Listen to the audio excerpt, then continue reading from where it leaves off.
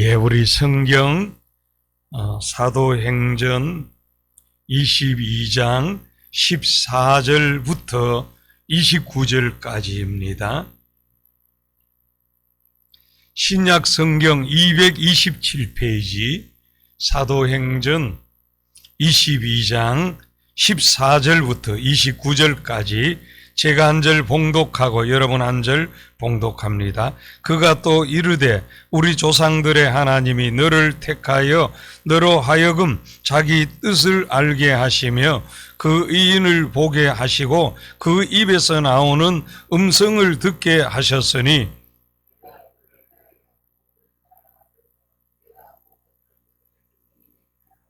이제는 왜 주저하느냐. 일어나 주의 이름을 불러 세례를 받고 너의 죄를 씻으라 하더라.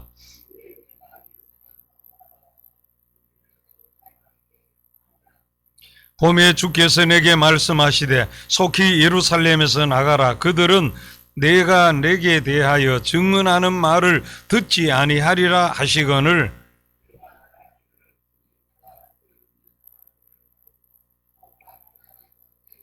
또 주의 증인 스데반이 피를 흘릴 때 내가 곁에 서서 찬송하고 그 죽이는 사람들의 옷을 지킨 줄 그들도 아나이다.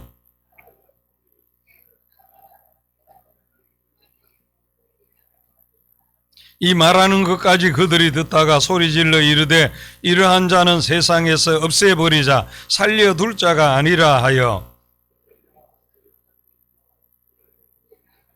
천부장이 바울을 영내로 데려가라 명하고 그들이 무슨 일로 그에 대하여 떠드는지 알고자 하여 채찍질하며 신문하라 한대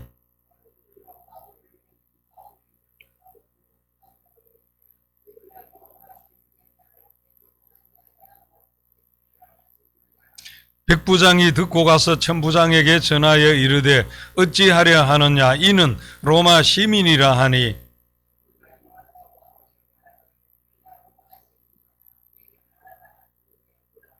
천부장이 대답하되 나는 돈을 많이 들여 이 시민권을 얻었노라. 바울이 이르되 나는 나면서부터라 하니 곧 그에게서 물러가고 천부장도 그가 로마 시민인 줄 알고 또 그 결박한 것 때문에 두려워하니라. 아멘.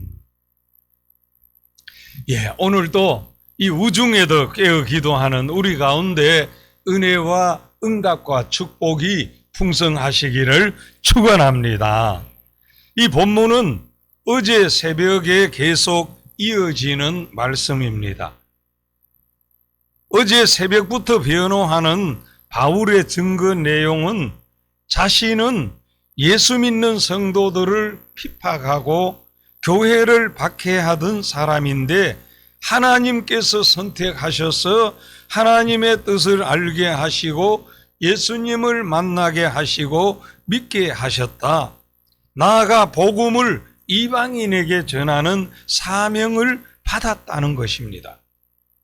이 선택받은 바울은 자신이 받은 사명을 바로 알고 그 어떤 고난 시련 속에서도 조롱, 위협을 당하고 이렇게 채찍으로 두들겨 패려고 하고 그래서 결박을 당하면서도 복음 전파의 사명을 감당하는 것을 볼 수가 있습니다. 이 시간은 기쁨으로 전하는 이유, 고난 속에서도 기쁨으로 전하는 이유, 이런 제목으로 은혜를 나누고자 합니다.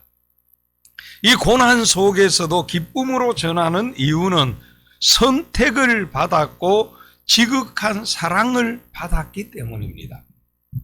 우리 14절 같이 읽겠습니다. 그가 또 이르되 우리 조상들의 하나님이 너를 택하여 하여금 자기 뜻을 알게 하시고 그 의인을 보게 하시고 그 입에서 나오는 음성을 듣게 하셨으니 감사합니다. 이 말씀은 바울이 자신이 누구냐를 청중들에게 설명합니다. 그러나 그들이 흥분시키지 않고 공감대를 형성하기 위해서 우리 조상들의 하나님이 선택하셨다고 말합니다. 여기 본문의 택하여는 미리 손으로 잡아 이런 말입니다. 이 바울이 하나님을 선택한 것이 아니고 하나님께서 미리 먼저 바울을 선택하셨다는 말입니다. 하나님께서 바울을 선택하여 세 가지 일을 행하신 것을 말하지요. 하나님의 뜻을 알게 하시며, 자기의 뜻을 알게 하시며, 하나님의 뜻을 알게 하시며, 그 의인을 보게 하시고, 여기 그 의인은 바로 예수님을 말씀하는 것이지요. 그 예수님을 만나게 하셨고, 그리고 그 입에서 나오는 음성을 듣게 하셨으니 예수님의 말씀을 듣게 하셨어요. 본문의 앞부분에 어제 새벽 본문에 보면은 바울이 예수님을 만난 내용을 말하지요. 이 바울이 예수님을 어떻게 만납니까? 바울이 노력해서 만난 것이 아닙니다.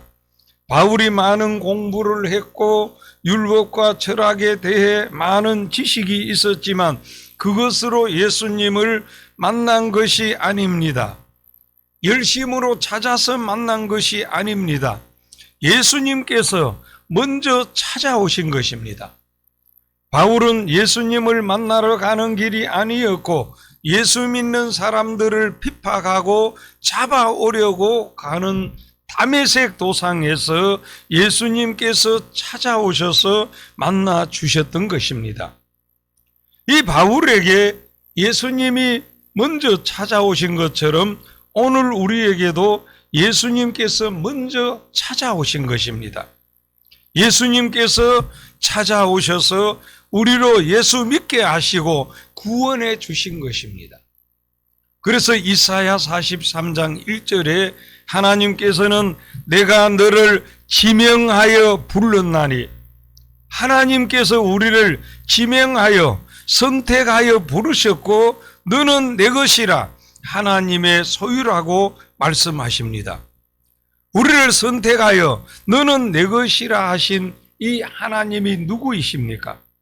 하나님께서는 천지를 창조하신 분이시며 만왕의 왕이시며 지금도 온 우주 만물을 소유하시고 통치하시는 전능하신 하나님이신 줄 믿습니다.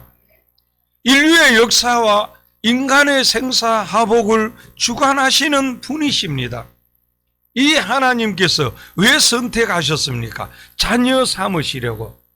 요한복음 1장 12절에 영접하는 자 곧 그 이름을 믿는 자들에게는 하나님의 자녀가 되는 권세를 주셨으니, 로마서 8장 15절에 너희는 다시 무서워하는 종의 영을 받지 아니하고 양자의 영을 받았으므로 우리가 아빠 아버지라고 부르짖느니라 말씀하십니다.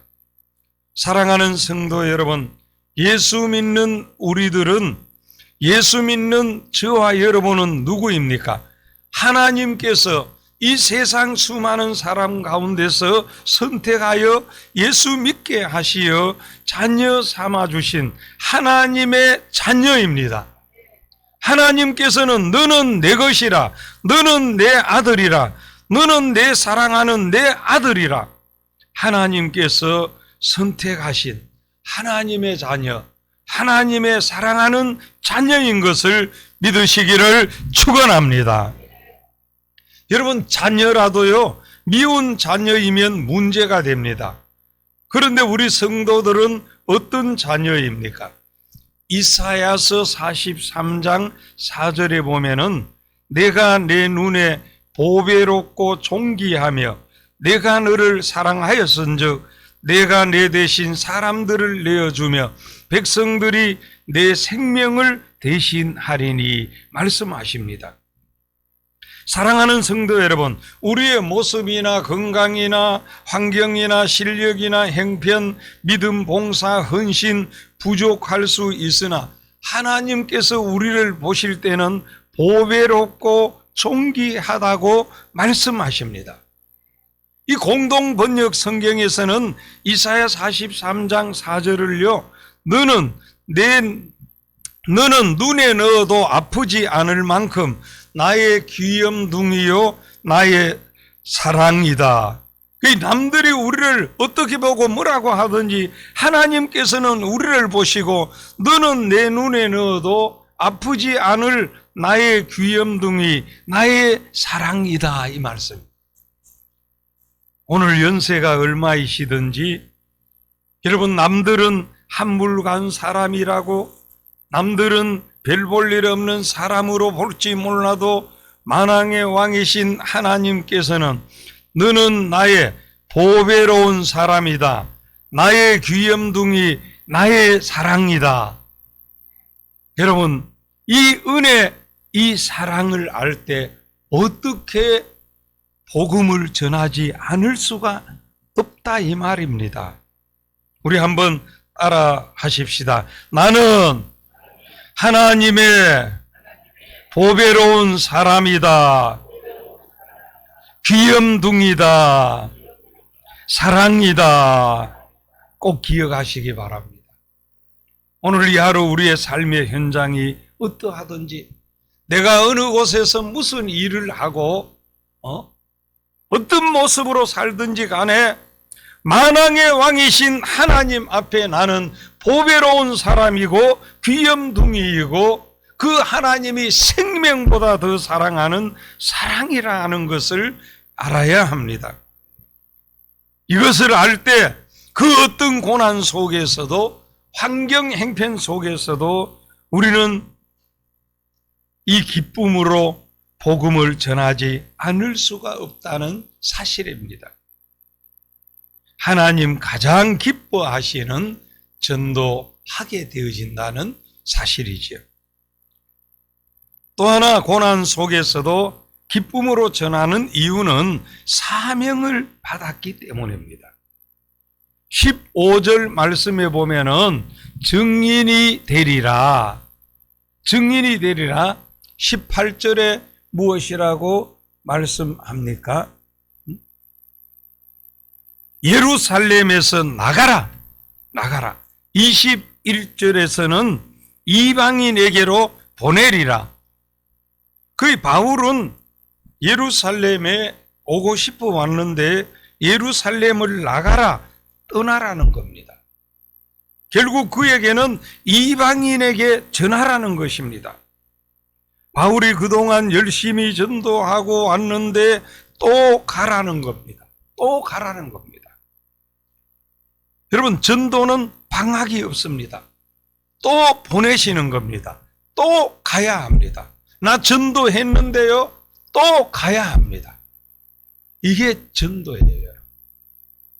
우리가 이 땅에 생명을 가지고 있는 동안은 우리 살아가는 궁극적인 목적, 우리를 살려두시고 가정을 이루게 하시고 직장 사업 다니게 하시고 이렇게 생명을 가지고 살게 하신 궁극적인 목적은 바로 이 전도, 이 사명 때문에 살려두고 계시고 공급해 두고 계시기 때문에 우리는 때를 얻든지 못 얻든지 우리의 사명은 만나는 사람들, 예수 믿으면 믿음 좋아지게 하고 믿지 않으면 전도하라고 만나게 하시는 사람으로 알아가지고 삶 속에서 전도해야 한다, 이 말씀이에요.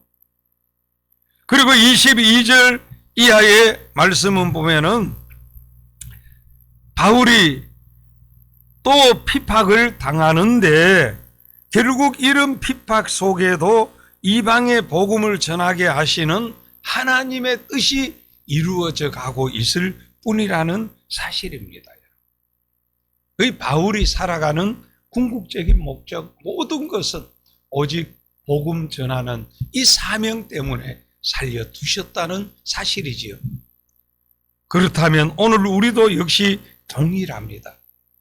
우리는 살아야 할 이유가 나 이제 자녀도 키워야 하고 돈도 벌어야 하고 무슨 일도 해야 하고 직장 사업 뭐라고 해도 하나님께서 궁극적으로 살려두신 목적은 바로 복음 전하는 이 사명 때문에 살려두셨다는 것을 절대 잊지 말아야 합니다.